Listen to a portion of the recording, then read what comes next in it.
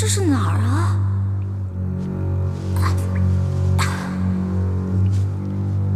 我怎么从来都没来过这个地方？难道以前有人住在这儿？这缸里是什么？打开看看。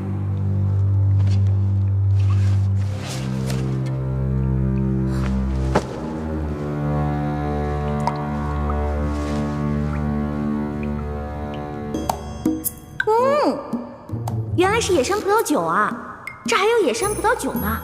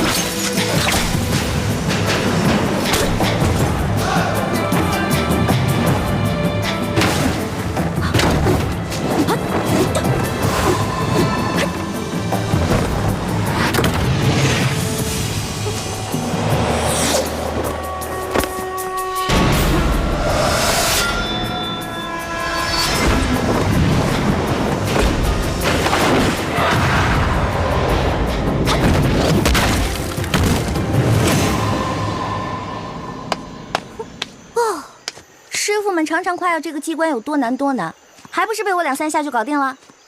李一欢，你真是个天才！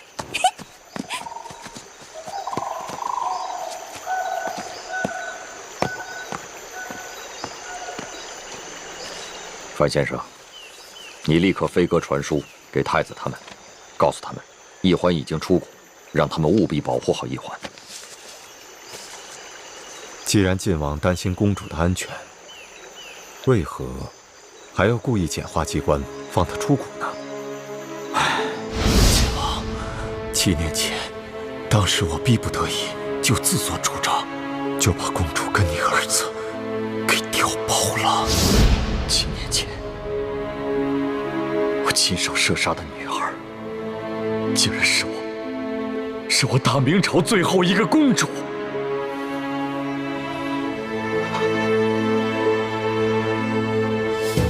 我李定国罪孽深重啊！不，公主尚在人间。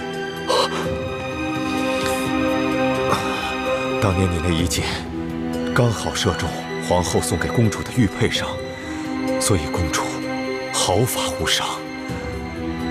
这些年，我一直带着她隐居在明珠谷。现在远在台湾的太子，对我们大明的志士们来说，是极大的鼓舞。如果让他们知道，大明皇室只剩下一个公主，恐怕他们就没有复国的斗志了。如今世上，知道太子是你亲生儿子，一欢才是大明最后一个公主的人，就只有你我2人了。我知道了，我马上传信给延平王，让他把太子送回来。就说先帝留下遗诏，让太子跟我女儿一欢定亲，这样他们所生的子女也算是大明皇室血脉，我们也算对得起先帝了。好，这安排甚好。一欢是先帝留下的唯一血脉，只可惜他生性懒惰，又贪图享乐。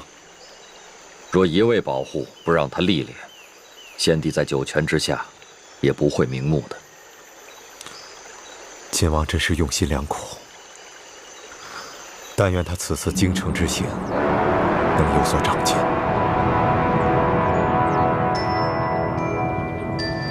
你看桃仁，好看，好这个。哎，卖鸟嘞！哎，您看我这鸟。鸟儿应该自由的飞翔，不应该在笼子里。哎，您干嘛？对不起啊。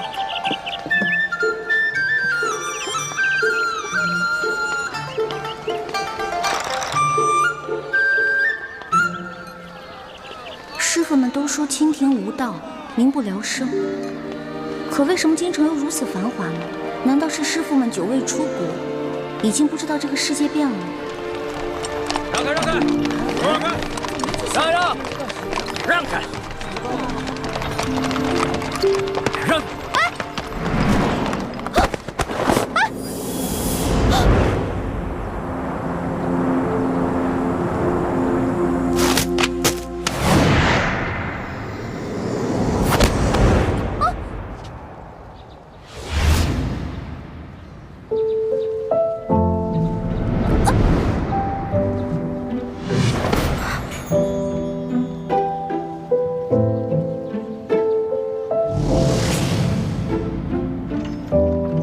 哎，小孩儿，哎，干嘛呢你？啊？对不起啊。不妨事。是少爷。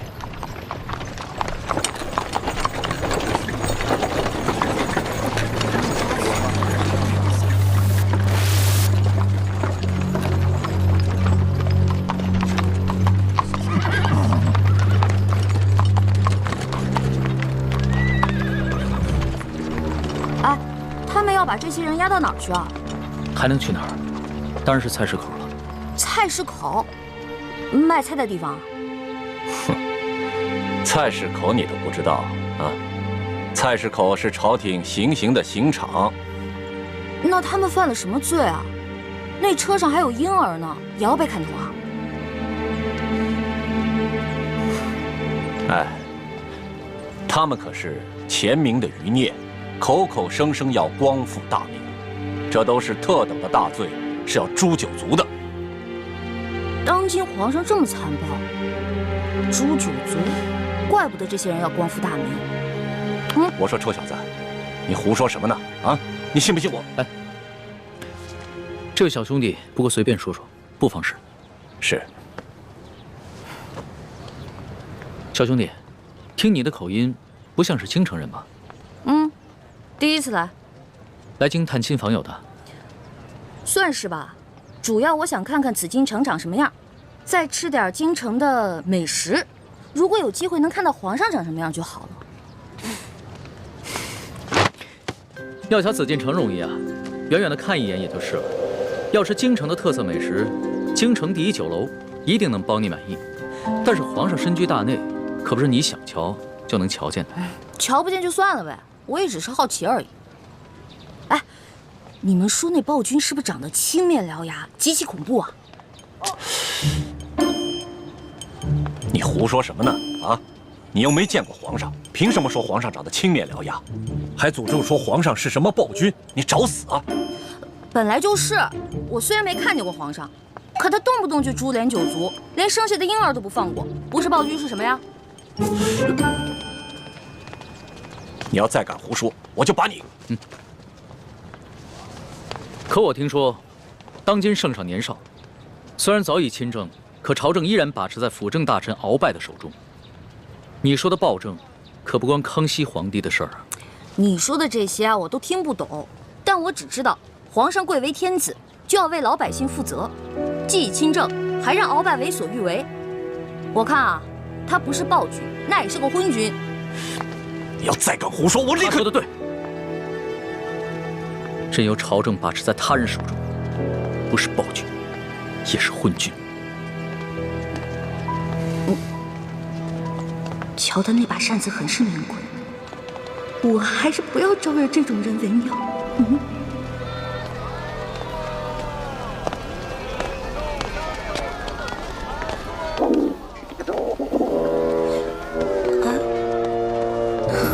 好了好了，我知道你饿了，要不然先把你填饱了，再去找猪哥哥他们。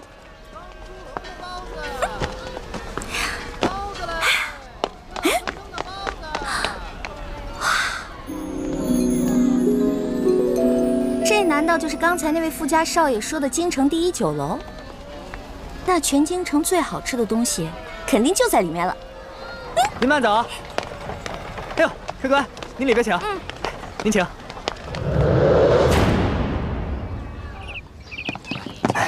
客官。来，客官，您坐这儿。我要坐那儿。哎，我要看着京城最好的风景。就这样。客官，您一个人犯得着用那么大的桌子吗？要不咱换换？我一个人怎么了？我能吃4个人的量。去，给我拿菜单。哎。哇。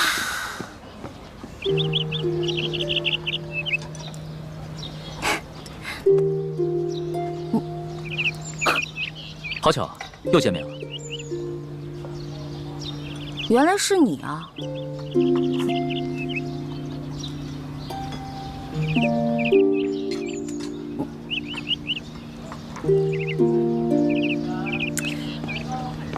哎，这位大哥，你干嘛总盯着我看啊？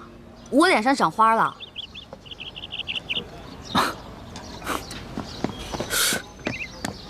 客官。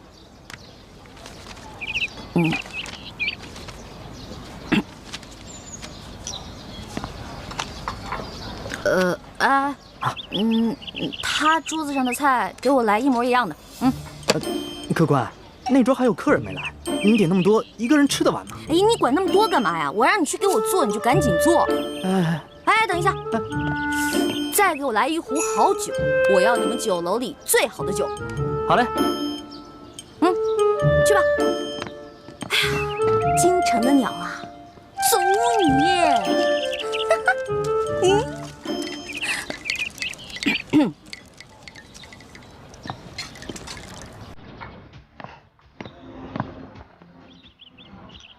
我说这位大哥，干嘛一直瞪着我看啊？还瞪我是吧？行，今天你瞪我，那我就瞪你，看谁瞪得过谁。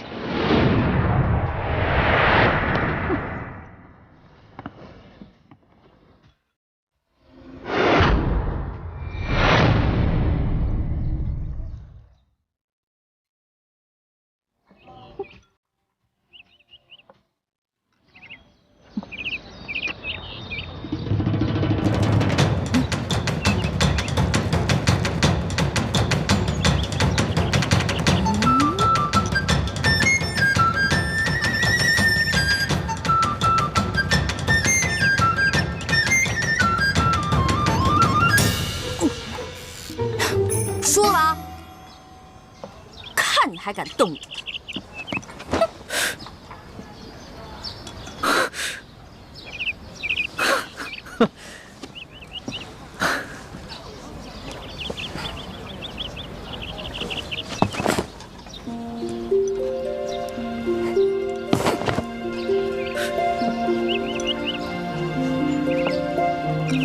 无赖！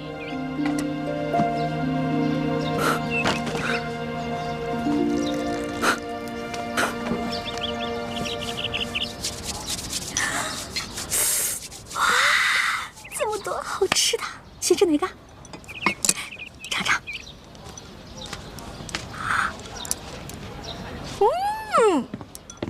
来，请来。不太够。啥？听说你们京城最好吃的是烤鸭，对吧？去，给我拿一只。客官，您点的这桌菜，足够4、5个壮汉吃了。烤鸭你吃得完吗？什么意思啊？怕我吃不起是不是？我有的是钱。去，给我挑一只肥的啊！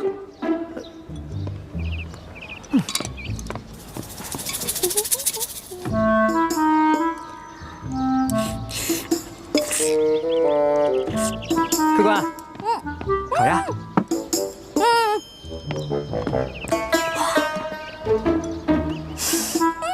烤鸭。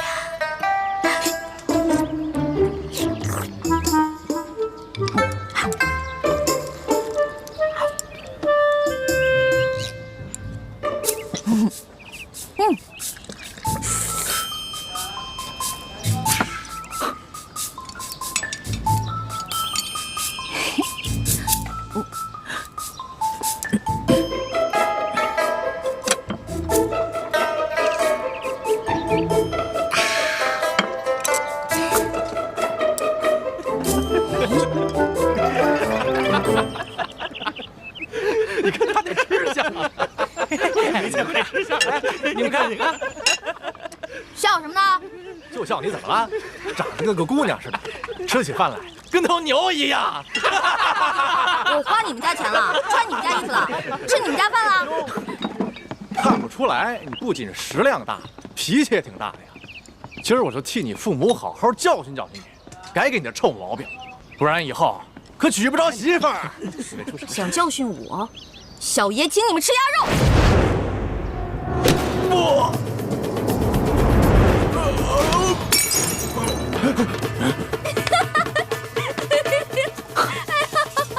找死！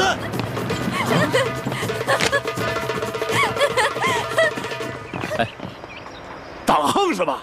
哎，各位，来这京城第一酒楼都是寻开心的，兄台何必跟这位小兄弟过不去呢？你是谁呀？要你多管闲事儿？在下龙三，小二来了。怎么了，几位爷？这样，你给这位客官加几个好菜，再加一壶好酒，都记在我账上。在下替这位小兄弟向你赔个不是。哎，来，几位爷消消气儿，这边请。小二，这些银子够不够？够，用不了这么多。剩下的都赏你了。好，谢谢爷。果然是个富家公子，哼，有钱了不起啊！别以为你替我道歉，我就会感激你。嚯！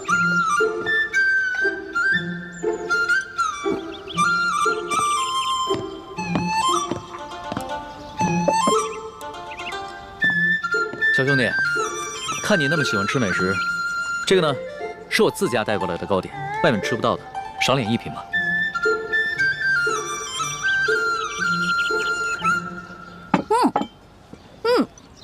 这个真好吃，你们家厨子可真厉害。哎，你那个大个子跟班呢？啊，我让他出去办事了。可惜我吃的太多了，这也吃不下了。小二，哎，来了，你帮我把这些全都包上，我要带回去。好，那请先结下账。哦。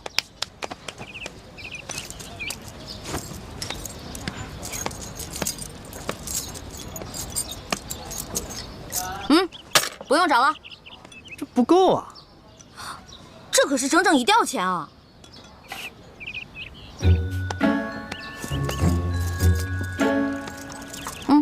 拿去。这还差得远呢。这回够了吧？只够个零头。这么多钱只够个零头？你这京城第一酒楼的菜也太贵了吧？这些钱都是我跟我兄弟姐妹1年的利钱呢。这儿可是京城第一酒楼，可不是你们乡下的草棚子小饭馆。你看看咱这桌布，再看看咱们店的陈设，啊！我跟你说，除了皇宫敢用黄色，普天之下没人敢用黄色，唯独本店。为什么？因为本店是先皇特许。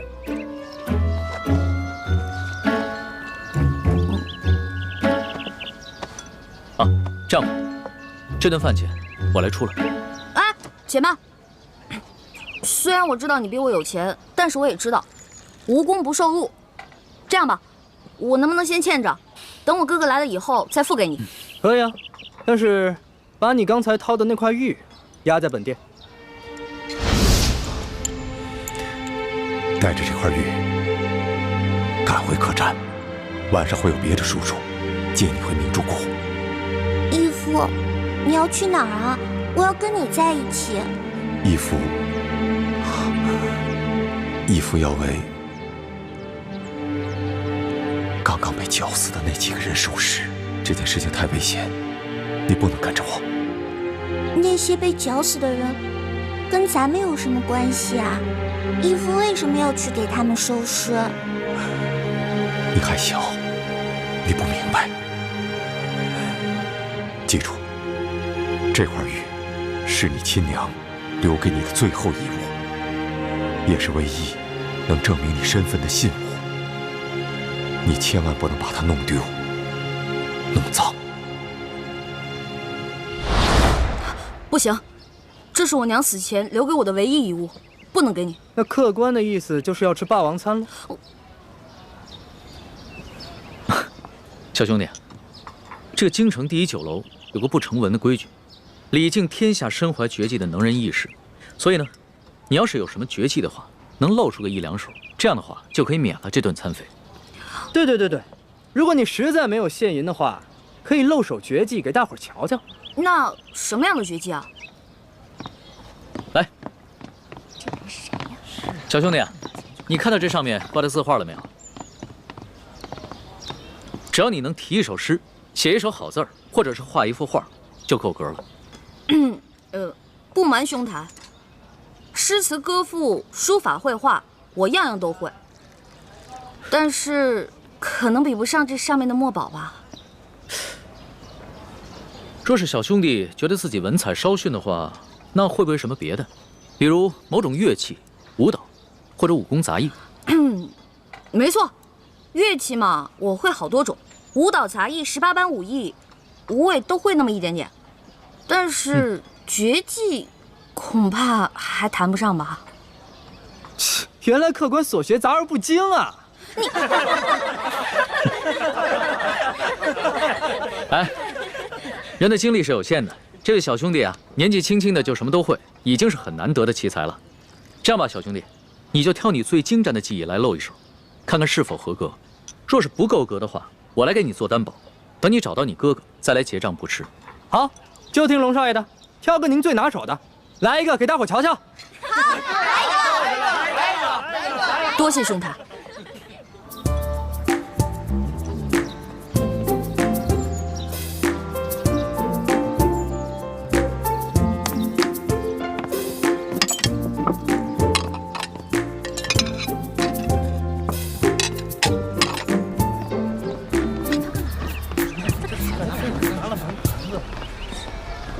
他要干嘛呀？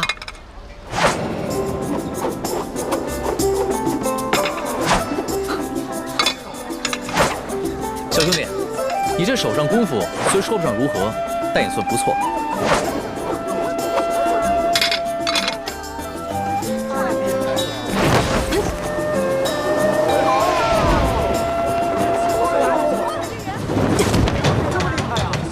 好，原来小兄弟最擅长的是轻功啊！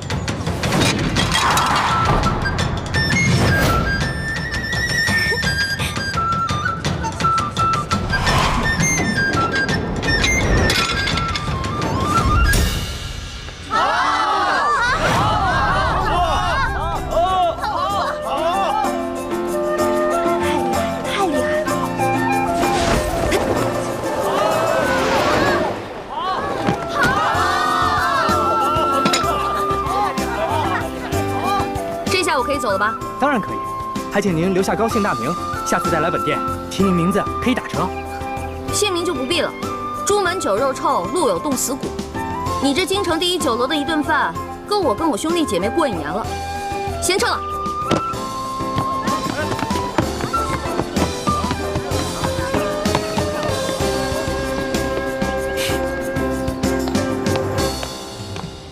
哎呀，没想到来京城的第一顿饭花了我这么多钱，还没找到朱哥哥他们就变成穷光蛋了。要是再找不到朱哥哥的话，那我就要露宿街头了。等会儿那个龙三出来，他往那边走，我们跟过去，然后把他抓了。龙三？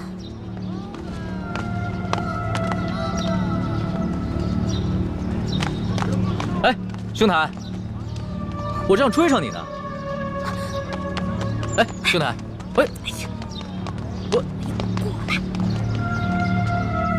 哎，小兄弟，不要问。刚才我看到几个江湖人士在打手语，他们好像要对你下手。不会吧？我平时极少出门，没有什么仇家。你当然是没什么仇家了，但是你爹娘没有教育过你吗？出门财不可外露，估计啊是盯上你的钱了。我这个样子很有钱吗？一看你就是一个不经常出府的大少爷吧，没什么江湖经验。你啊，虽然穿了一件普通的绸衫，但是你手上那个玉扳指，还有你的帽子，跟腰带上镶嵌的美玉都是极品兵种。再看看你这把古扇，这扇面是黄庭坚的真迹吧？足以买下这整栋酒楼了。啊，我倒是忘了这些细节了。小兄弟，你真是好眼力啊！哼，其实在下的能力呢，不光是刚刚在楼上说的那些，我对鉴赏古玩玉器也是不在话下。多才多艺，真是多才多艺。哎，不知道小兄弟叫什么名字？我们交个朋友吧。哎，你先别问我叫什么名字，我先问你，那个揪我小辫子，你那个大个子跟班呢？我原来还带了几个跟班，不过都被我派出去办事儿了。我们约好了，在街角转头的那个书画斋门口碰头。哎呀，如果你这样一个人出去的话，估计你也走不到书画斋了。那怎么办啊？这样吧，看在你刚才帮我解围的份上，又请我吃了一碟点心，我来帮你。先帮我开个房间。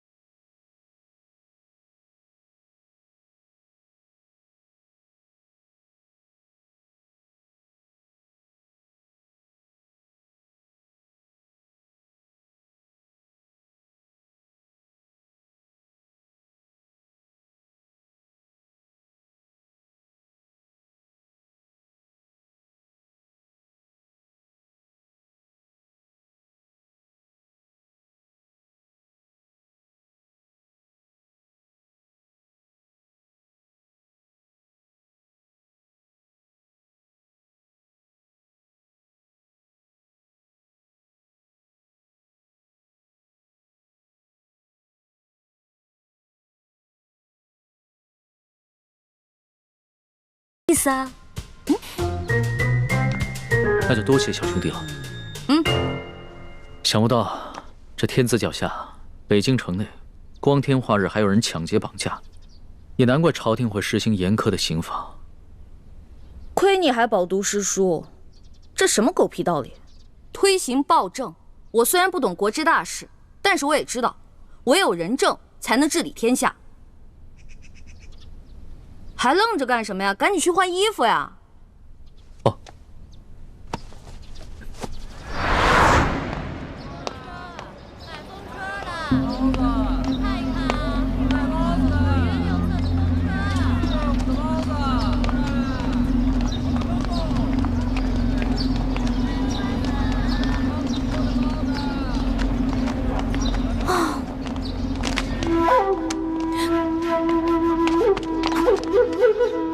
你不是龙三，怎么样，中了小爷的金蝉脱壳之计了吧？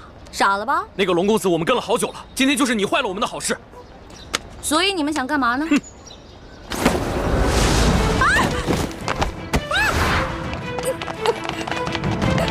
快！完了完了，这下惨了，龙三啊！我不过吃了你一碟点心，却要把一条命赔给你了。你肯定会误会我顺走了你的财物，在背后骂我见利忘义、不讲信用。哎呦，真的是冤枉死我了！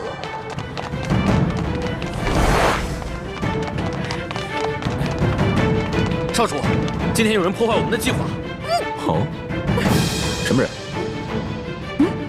这个人的声音好熟悉啊！放下！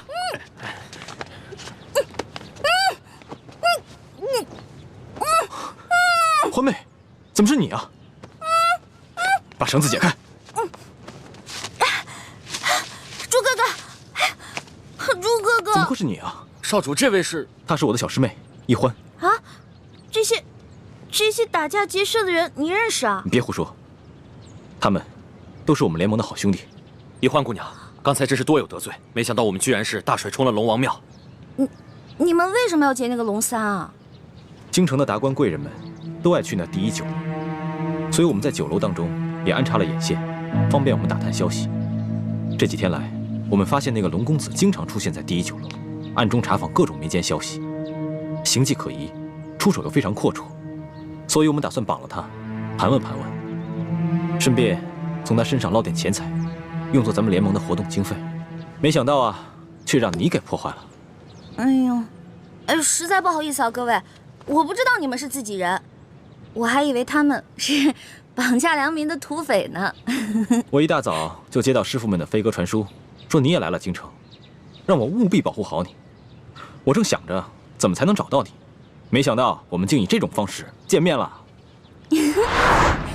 这家慈航药铺是咱们联盟在京城的据点之一，掌柜的还有店里的伙计都是咱们联盟中的兄弟。我现在的身份是这家店里新聘的坐堂郎中。你给我记住了，以后在外人面前要叫我李建清李先生，不许再叫我朱哥哥了。知道啦。哎，朱哥哥、叶哥哥、雪姐姐、樊姐姐呢？他们都出去执行任务了。哦，我呢，在指挥兄弟们绑架龙三儿。没想到却歪打正着碰上了你。对了，你为什么要帮龙三儿啊？这个嘛，我先进去换件衣服，出来再跟你说。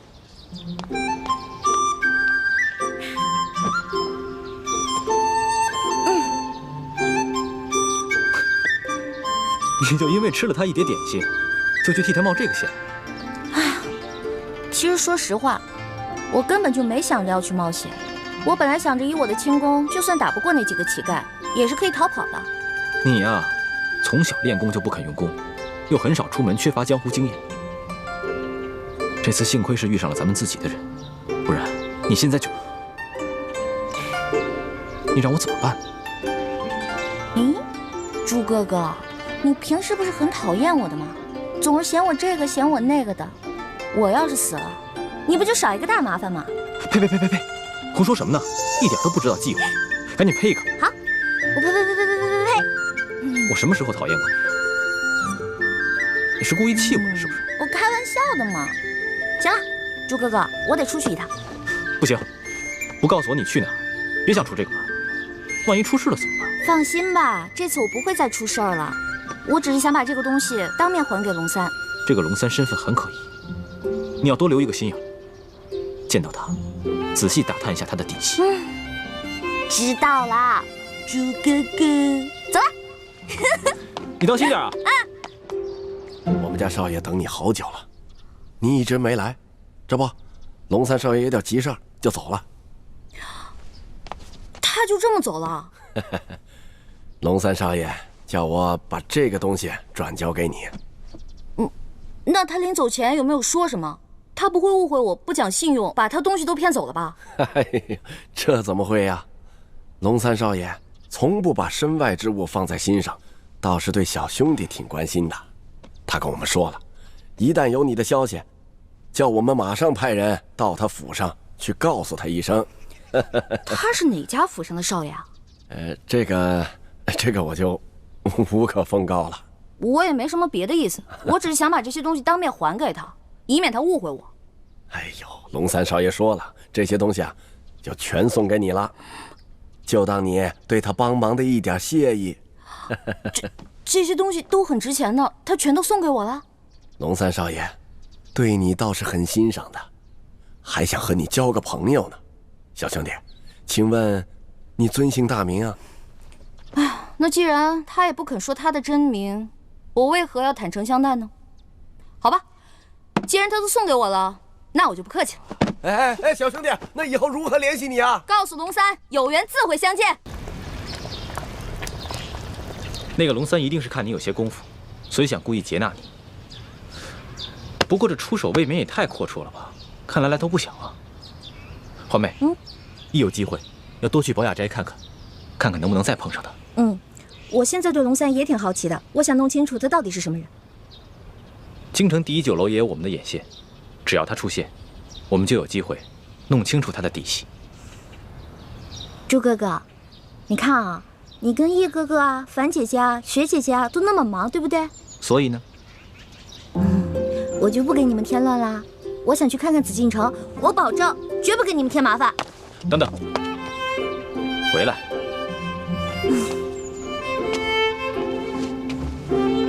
别搞得跟三脚猫似的，一点都不知道分寸。你看看这是什么？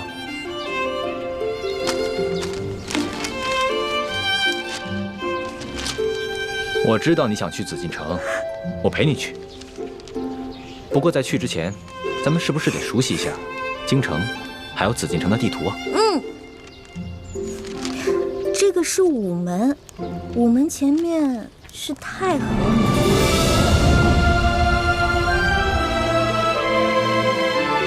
哇，这就是皇上住的地方啊，看着好气派啊！是啊，这就是紫禁城。这里本该是我的家，可现在却成了别人的家。环妹，总有一天，我要重新入住紫禁城，然后昭告天下，封你做我的皇后，让你坐上凤辇，风风光光的入住这紫禁城。我才不要当什么皇后呢，我又不想住在这紫禁城里。这个紫禁城啊，一看就是用黄金造的大金笼子，有什么好的呀？我才不稀罕。你难道不想母仪天下吗？我为什么要母仪天下呀？我的人生有3大志愿，一呢是吃遍天下所有的美食，2是穿遍天下所有的美衣。这第3个嘛，我希望赶紧治好倩影姐姐脸上的伤。环妹，你是大明晋王的女儿，又是我未来的太子妃，怎么可以这么胸无大志呢？哎呀，我跟你说实话吧，我才不想当什么太子妃呢。这话不敢跟爹跟师傅说，我也只能偷偷跟你说了。现在这世上太平，老百姓可以吃饱穿暖，这天下姓朱或者姓爱新觉罗又有什么区别呢？师傅为什么一直想要光复大明啊？你怎么能说出这么大逆不道的话呢？看，你生气了哈？这话我不敢跟师傅他们说，只敢跟你说。如果你要是生气的话，好吧，以后我就骗你，我说好听的话哄你，可以了吧？算了，虽然我有点生气，但我还是只想听你说真话。我就知道你不会生我气的。光复大明，为我朱氏报仇，本来就是我的责任。你不过是一个心思单纯的女孩子，我不该苛责于你。朱哥哥，你现在赶紧回药铺吧，我还想再去庙会逛逛，我先走了。哎，你自己小心点，千万别在这事。哎呀，知道了知道了，你怎么比师傅跟爹加在一起还唠叨？走了。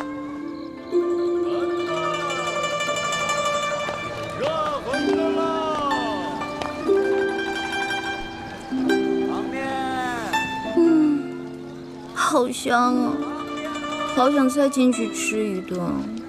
可惜这天下第1酒楼的菜价真是太贵了，根本吃不起。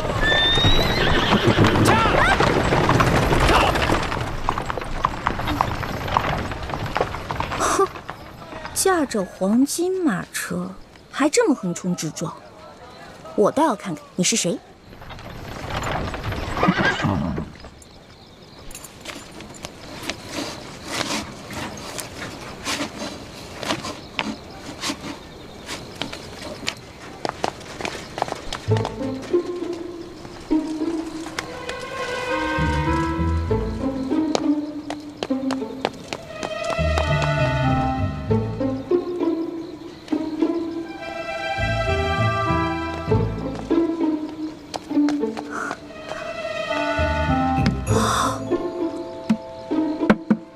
哇，真金的呀！这车主也太有钱了吧！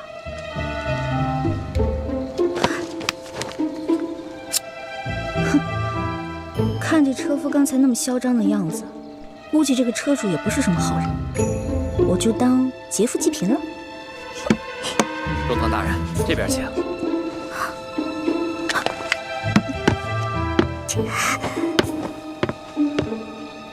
中堂大人，请上车。大人慢点。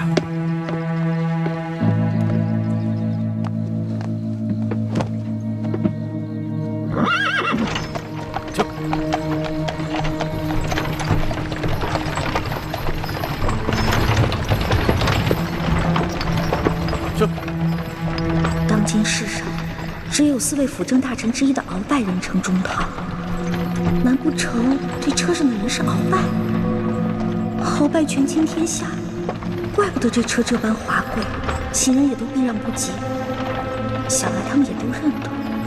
哎呀，一欢呀一欢，这次你可玩大发了。这鳌拜可是大清第一勇士，要是被他发现你这个小毛贼，你这小命可就不保了。啊，救苦救难的观世音菩萨，你可一定要保佑我。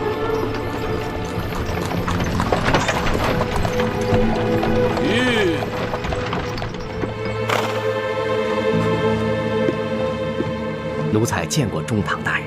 公公不必多礼。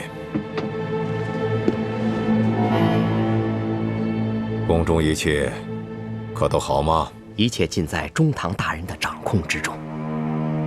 皇上好吗？皇上现在每天还是跟一些小伙伴们摔跤玩耍，无心朝政。他那都是故意做给老夫看的吧？当年顺治爷临终托孤的情景，老夫至今难忘啊！只可惜这个小皇帝翅膀眼看着就硬了，有点看我等老臣不顺眼了。其实，皇上还是很念旧情的。帝王天子，有谁是心慈手软、真念旧情的？翅膀硬了，总是要飞的。你还是继续给皇上进补吧，每日一盅大补汤，你一定要看着皇上服下去。奴才明白，奴才一定尽心伺候皇上。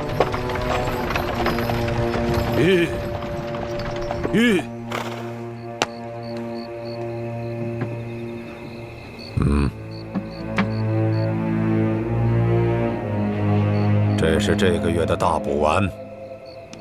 多谢中堂大人。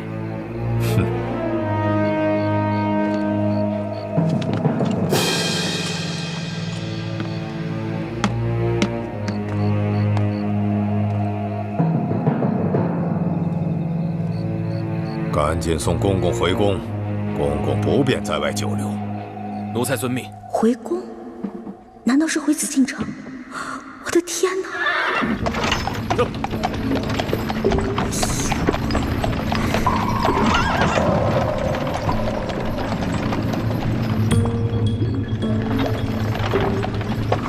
看来马车已经进了紫禁城。今天白天只看了紫禁城外的样子，不知道里面是什么样子。这马车等会儿肯定要出宫回鳌拜府，我是继续躲在马车上等出宫呢，还是找机会留在皇宫啊？好难得有机会进了皇宫，我要是不观光一下就离开，会不会太可惜了？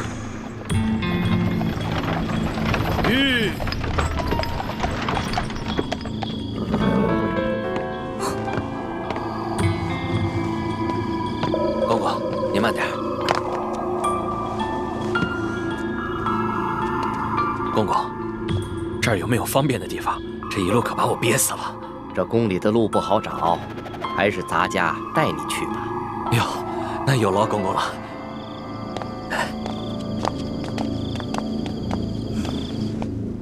哎呀，行，我知道你饿了，别叫了。御膳房里面有举世无双的美食，要不然先喂饱肚子。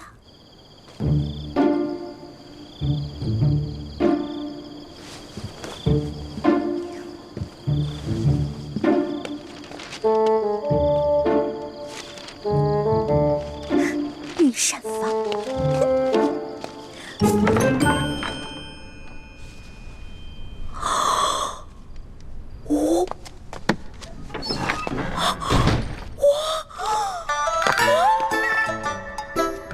幸亏猪哥哥给了我这张地图。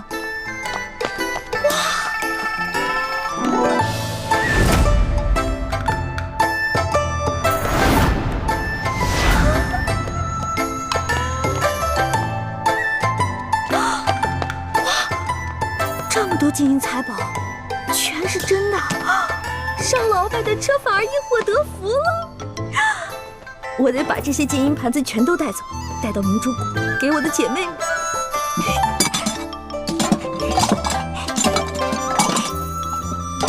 都是皇上用的东西，太棒了！快！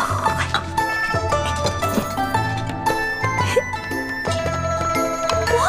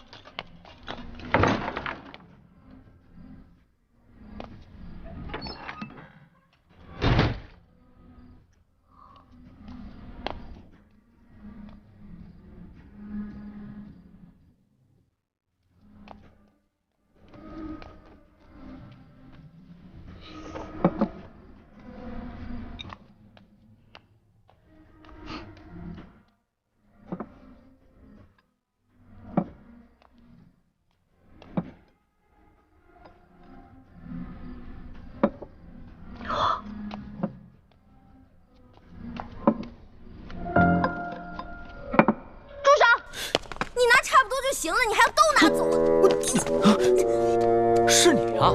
谁啊？我跟你不熟，别跟我套近乎啊！哎，是我。哎，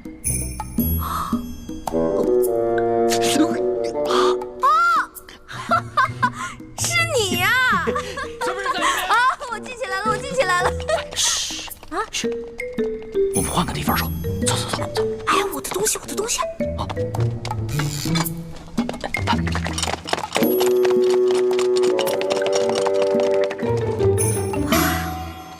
哎呀，哎呀，吓死我！哎，多谢你啊，还好有你在，要不然我就被抓了。不过你到底是谁啊？我怎么会在皇宫看见你呢？而且你对皇宫的地形如此熟悉。我呀，我是这个宫里的御前侍卫，所以啊，我对这个皇宫啊特别熟悉。你在宫里当差啊？怪不得那个书画斋的老板不肯跟我透露你的身份呢。原来如此啊！小兄弟，还是你说的对，有缘自会相见。没想到这么快我们又见面了。是啊。哎，对了，你这么晚进宫来做什么呀？哎呀，别提了，要多倒霉有多倒霉。我在路上走得好好的，看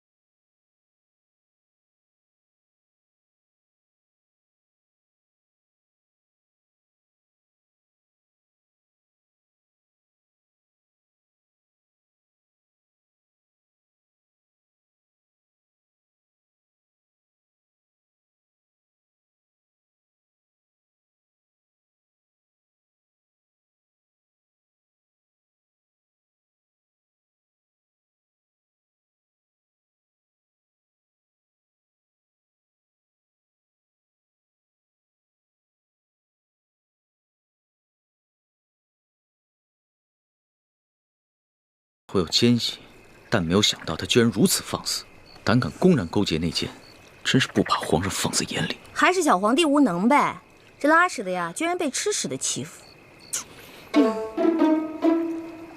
小兄弟，你这话未免也太糙了吧？话糙理不糙啊，我说的都是实在话。如果这个皇帝是个英明君主的话，那怎么可能任由鳌拜这么嚣张跋扈呢？小兄弟啊，你想的太简单了。这皇上啊，年少，刚亲政不久，要整顿朝纲，自然是需要时间的。而且他确实想做出一番大事，要不然的话，他也不会派我乔装打扮，在宫外打探消息了。怪不得你在酒楼花钱这么阔气，原来是奉旨花钱啊！你这个差事不错啊！哎，我都跟你聊饿了，还好我在御膳房拿了点吃。这样，我带你去一个特别安全的地方慢慢吃。去哪里啊？哪儿啊？你跟我来就知道了。哦。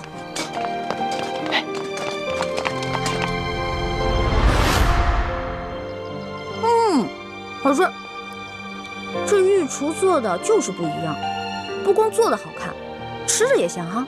那当然，能侍奉皇上的御厨，那都是天下第一的大厨子。哎，你不是说你是皇上的心腹侍卫吗？那你是他的御前侍卫，你想吃什么可以找他恩赐啊。那干嘛半夜三更的去御膳房偷吃的？我哪是偷偷去吃啊，我那是光明正大的去吃。要不是为了掩护你，我哪会被那些相熟的侍卫追得满宫跑啊？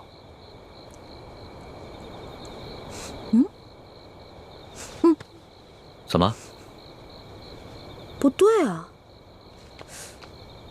这两种糕里面掺了不同的香料，会使人慢性中毒的。中毒？你别开玩笑了，怎么可能呢？这些糕点是皇上最喜欢吃的，而且皇上平时进膳的时候，都是有专门的人用银针试过的，也有专门的人试吃，怎么可能会有毒呢？真的，这里边的香料性热，而这个糕点里面的香料性凉，两种单独食用不会中毒，但是混在一起长期食用就会使人中毒，并且可以使人心智受损。你没开玩笑啊？干嘛？别动，我来给你把把脉。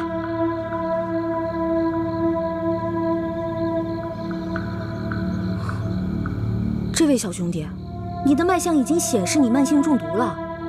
那个替皇上试吃的人，不会就是你吧？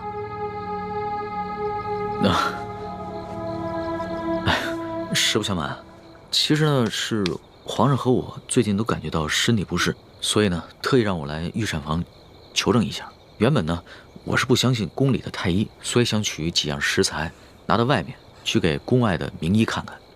一开始见到你在那儿的时候，我以为你是下毒的人，派来毁灭证据的。后来看到你毫无顾忌的大吃大喝，然后又跟我说了这些话，到现在我才相信你。遇到本李大侠李易欢算你运气，知道吗？李易欢，姓李名易欢，这名字挺好听的。那当然了，我不仅名字好听，还会识毒，并且还会解毒呢。那我和皇上的毒能解吗？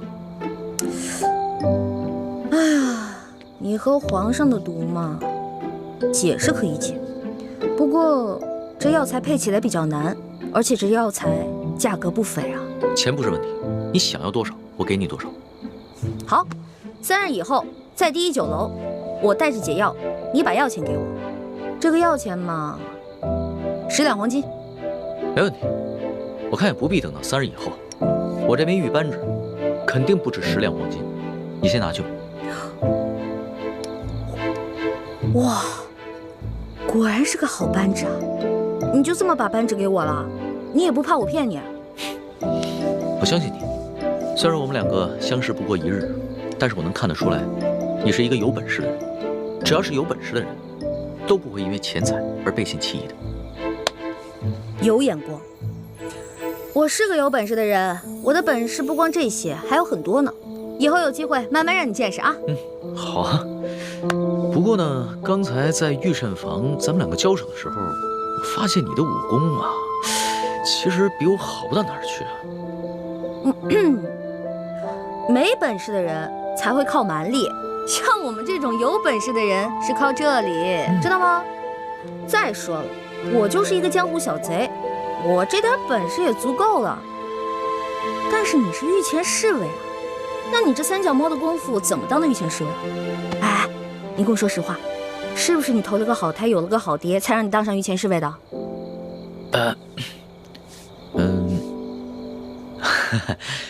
实不相瞒，我确实是投了个好胎，有个好爹。我祖上是8旗的贵族，我能随侍皇上，也都是我们家里人帮的忙。任人唯亲，这康熙小皇帝呀，果然不是什么明君啊。哎，也就是你啊，说这样的话，要别人说这样的话呢，我早就拉他去见官了。不过呢，你虽然言语上对皇上不敬，但是我能看得出来，你心思不坏。你这个小兄弟吧，通情达理，仗义疏财。我决定了，你这个朋友我交定了。来，今天高兴，喝酒。我这壶底的酒可不是一般的酒，这个酒呢是我在山里发现的野山葡萄酒，也不知道哪位仙人何年何月何日酿造的，总之特别好喝。你别以为你是皇上的小跟班，吃惯了好多御食，好多御酒，就不把我这个酒当回事儿了。我这个酒啊，可比你那些御酒好喝多了。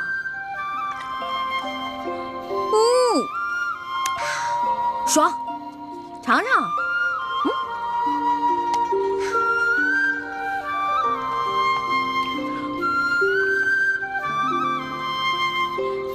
怎么样？啊，是好酒啊，是吧？多喝点。哎，小兄弟，你是哪儿的人啊？为什么要进京啊？我呀，我就是一个江湖游侠。我进京呢，就是来看一看京城有多繁华，吃遍京城的美食。2呢，我是想找一些珍贵的药材，配一款冰肌雪肤养颜膏，给我姐姐脸上疗伤。你姐姐的脸怎么了？哎呀，别提了，一说到这事儿吧，我就特别内疚。小的时候啊，我背着大人，拉着我姐姐去山里玩。哎，妹妹，咱们回去吧。平日里师傅们都不让咱们上山玩，说山里有野兽，那是他们吓唬咱们呢。走吧。哎呀，哎呀，走啦！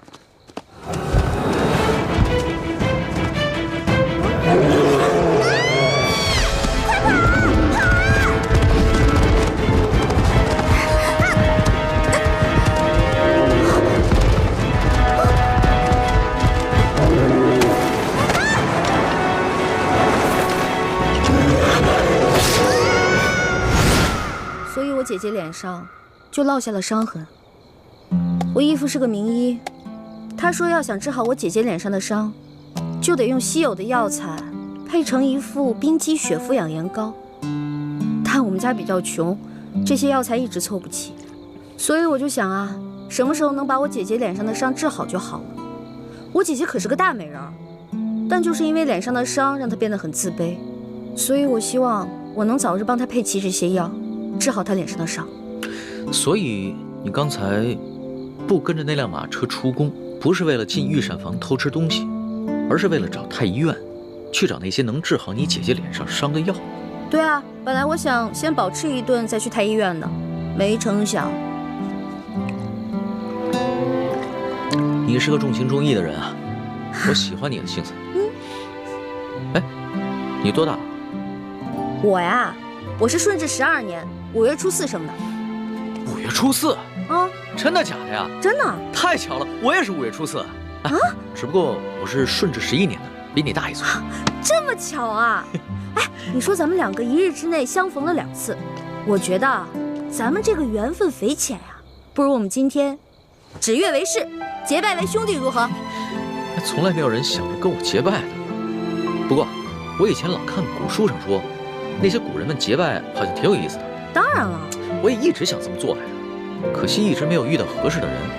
既然你我这么有缘，那就结拜吧。我长你1岁，我做大哥，你是小弟。哎，不行不行，岂不闻古人有云：文道有先后，术业有专攻。咱们既然结拜，就不能以庸俗的年龄论长幼，咱们得看谁的见识广，本事强。刚才你也说了，我的见识广，本事强，所以我是大哥，你是小弟。这也行啊？当然了，如果你觉得不行的话，再来打一架，谁赢了谁是大哥。不打。行，居然还有人想当我的大哥。行，你是大哥，我是小弟，好了吧？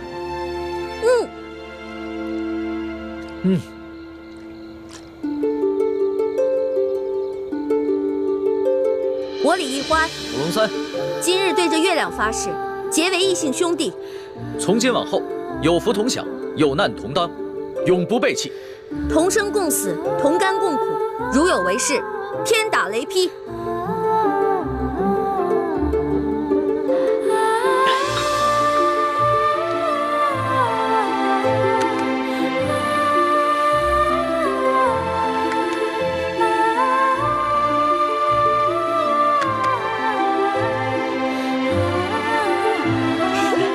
大哥请，小弟请。啊，对了，我们现在都结拜了，以后不能骗你了，要不然会天打雷劈的。大哥，你说什么呢？你可真是个小白兔！我之前说那个解药说要10两黄金，其实只需要10个铜板。我跟你结拜了，所以自然不能骗你了。哦，还有这个玉扳指，还给你吧。我是刚开始看你那么有钱，所以想顺便敲敲你的竹杠。不过现在咱们都结拜了，我就不能再骗你了，我得讲义气啊。大哥果然是个性情中人。不过我们刚刚对着月亮发誓，要有福同享，有难同当。小弟的东西呢，就是大哥的东西。这个玉扳指啊，大哥你就好好收着吧。这个东西啊，小弟多的是，不必还我了。当真啊？当真。我们刚刚发过誓的，你总不想让小弟被天打雷劈吧？像你这样的小白兔，行走江湖不得被人炖了给烤了吃啊！不过你放心吧，现在有大哥在呢，大哥保护你。行，那日后小弟就多仰仗大哥关照了。放心吧，乖啊！我回来了，你去哪儿了？猪哥哥，我看看啊，有没有受伤啊？哎呀，猪哥哥，别大惊小怪的了。你看我不是挺好的吗？什么事都没有啊。哎，你知不知道，大家为了找你一宿都没睡，各个据点也都派了人，满北京城的找你。樊师妹到现在都没回来。一欢，谢姐姐，你急死我们了。哎呀，对不起嘛，没想到我一夜未归，大家这么兴师动众的。欢妹，你要注意自己的身份。如果你出了事，整个联盟会不惜一切代价去救你。如果因为你牺牲了那么多无辜的性命，你心里过意得去吗？我知道了，猪哥哥，我错了，我下次再也不这样。不过，你们知道我去哪儿了吗？去哪儿了呀？紫禁城。你不是跟我说去庙会了吗？是啊，我事先去的庙会。我去了庙会以后，我还去紫禁城溜达了一圈嘛。我不光进去了，你们猜我看到了谁？我碰到了皇上的御前侍卫龙三，我还跟他结拜了呢。啊？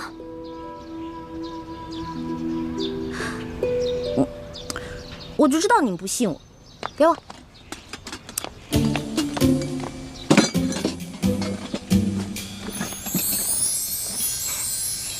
哇，看，没骗你们吧？我不光跟他结拜了，我还成了大哥了呢。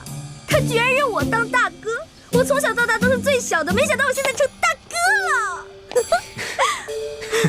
原来龙三就是康熙的御前侍卫，是替他在外面打探消息的，怪不得出手那么阔绰。欢妹，你要多跟龙三联系，要挑起康熙跟鳌拜的内斗，也许龙三就是一个重要的突破口。没错，你昨晚不是正巧碰见鳌拜勾结内奸吗？这样一来，小皇帝肯定就更加记恨鳌拜了。可是我跟龙三都结拜了，他是我兄弟啊，我们已经发誓了，有福同享，有难同当。我这样做是不是有点不厚道？欢妹，情有轻重，义有大小。江湖情义固然重要，但那是小情小义。联盟光复大明，那才是大义。一欢，你要相信咱们这些从小一块长大的兄弟姐妹，可不能被刚认识的人给迷惑了呀。那好吧，